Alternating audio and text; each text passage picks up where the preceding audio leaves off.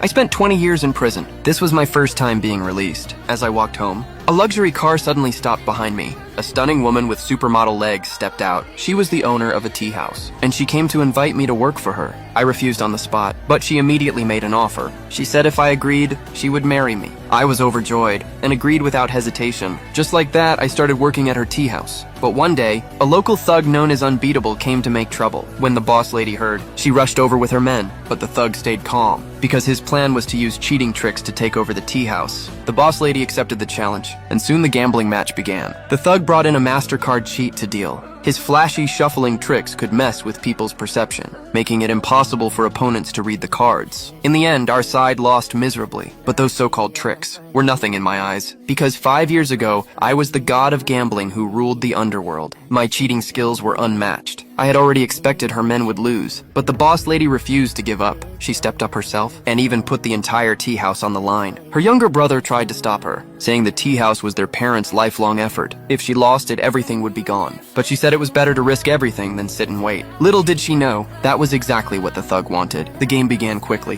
The thug flicked a card at her. She caught it in time, but the corner still cut her lip. Thinking quickly, she smeared her blood on the card corner, trying to use this to expose the tricks. Soon the dealer began to deal. Just as the dealer was about to give her a card, I stopped it. The crowd immediately accused me of interfering. The thug was furious and asked what I meant. I sneered and said the deal was wrong, then handed him the card. He touched it and was about to argue, but the boss lady cut in, saying the last round was dealt by his people. This round should be ours. He looked at the dealer. The dealer nodded, so the thug had no choice but to agree, but added that no family members of the boss lady could deal. She hesitated. I stepped forward, saying I was just a janitor, so I could deal. Seeing how harmless I looked, he agreed. Once I started dealing, the boss lady got a club king. The thug got a heart ace. She guessed he was going for a straight, so she folded her cards. Next round began. I dealt the cards again. The boss lady got 2 queens. The thug assumed her whole card was weaker, and loudly went all in. He even said if she raised the bet, he'd wager his spot in the god of gambling tournament. But in exchange, she had to bet the clothes on her body. Her men were furious, calling him a scumbag, but she had no way out. The terms were set.